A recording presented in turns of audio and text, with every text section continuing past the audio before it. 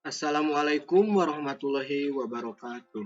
Perkenalkan, nama saya Ridwan, NIM 202101200016. Program Studi Teknik Elektro angkatan 2021 di Universitas Nusa Putra. Di sini saya mewakili rekan-rekan saya, yaitu Lintang Cahya dan Muhammad Yusuf Gumelar. Yang terhormat Ketua Program Studi Teknik Elektro beserta jajarannya, dan yang saya hormati dosen pembimbing yang sejauh ini telah mendampingi kami untuk melakukan penelitian.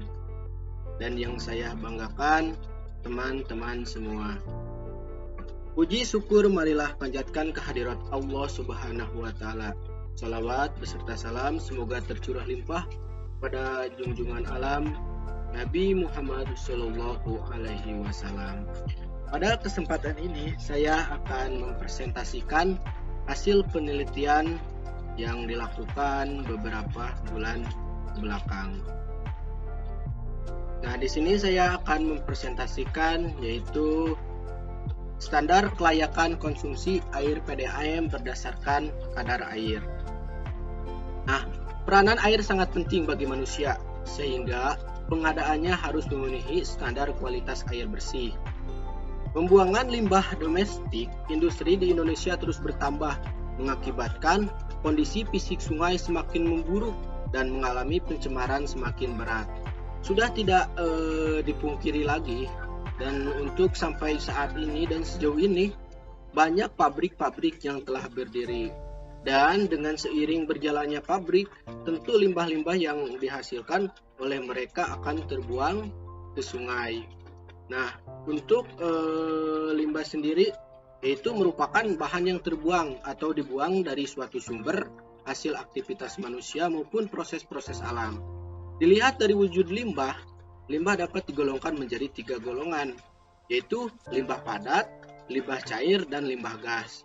Nah, untuk jenis limbah sendiri dapat kita lihat oleh foto yang saya tampilkan, yaitu limbah gas, cair, padat. Nah, kita lihat limbah cair ketika sudah tercampur, yaitu air yang sudah tercampur oleh limbah, warnanya itu menjadi keruh.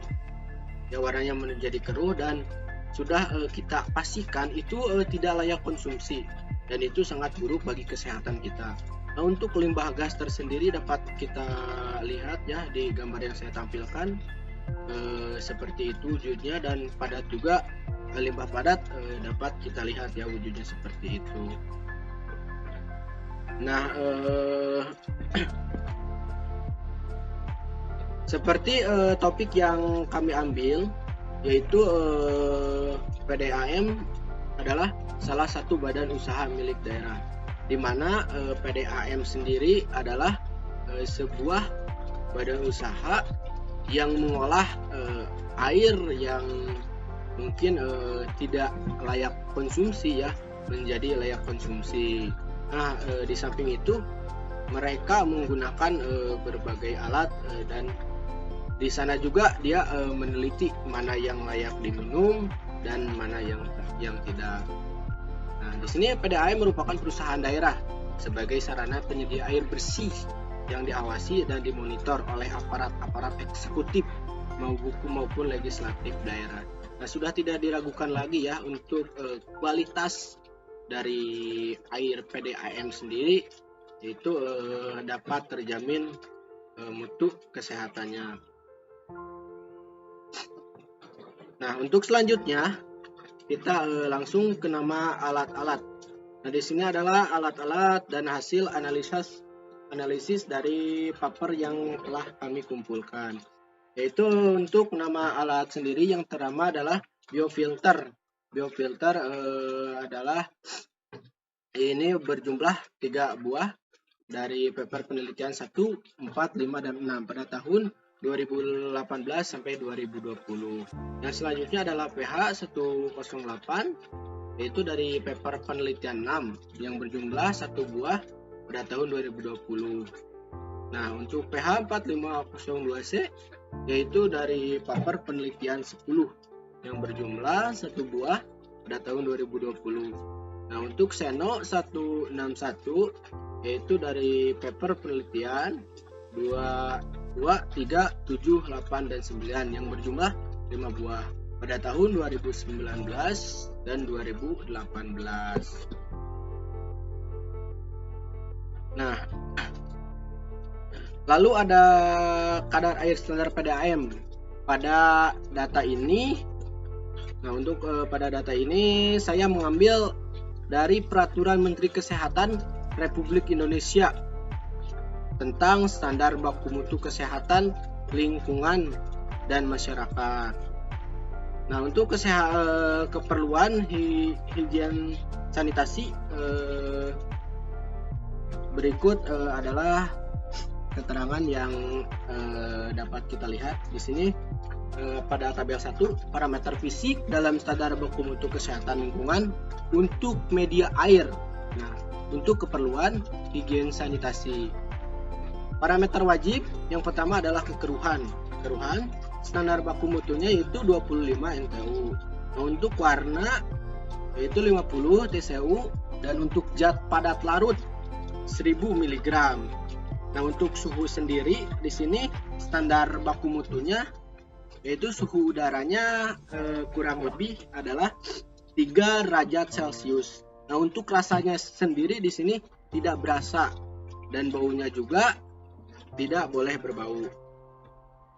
Nah, di sini adalah kadar air standar PDAM, dapat dilihat tabel 2 yaitu parameter biologi dan standar baku mutu kesehatan lingkungan. Di sini dapat kita lihat parameter wajibnya adalah total coliform yaitu standar baku mutu 50 CPU, dan untuk E. coli-nya adalah standar baku mutunya 0 CPU. Nah, di sini pada tabel 3 parameter kimia dalam standar baku mutu kesehatan lingkungan untuk media air. Di sini dapat kita lihat ya parameternya, pH-nya berapa gitu, besi, fluorida, kesadahan, mangan, nitrat, nitrit, cyanida, deterjen, pestisida total. Nah, di sini sudah kita lihat ya standar baku mutunya atau dari kadar maksimumnya. Nah, di sini untuk parameter tambahan dapat dilihat ya di sebelah kanan, yaitu air raksa, arsen, kadmium, kromium, selenium, seng, sulfat, timbal, benzen, zat organik. Ya, standar baku mutunya dapat kita lihat ya di sini. Nah, untuk kesimpulan dari penelitian yang saya lakukan yaitu peranan air sangat penting bagi manusia, sehingga pengadaannya harus memenuhi standar kualitas air bersih. Pembuangan limbah domestik dan industri di Indonesia terus bertambah. Ya, tidak dapat kita pungkiri ya, dan saat ini kita alami dengan banyak berdirinya pabrik, tentu limbah juga semakin banyak dan mengakibatkan kondisi fisik sungai semakin memburuk dan mengalami pencemaran semakin berat.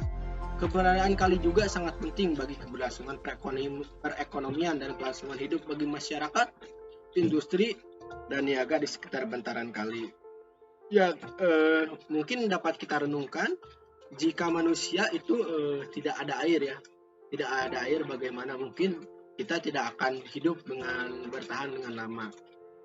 Dengan semakin buruknya kualitas air yang berasal dari kali maupun limbah, akibatnya biaya pengolahan akan menjadi semakin mahal, dan pengolahan secara konvensional tidak mampu menghilangkan senyawa polutan tersebut.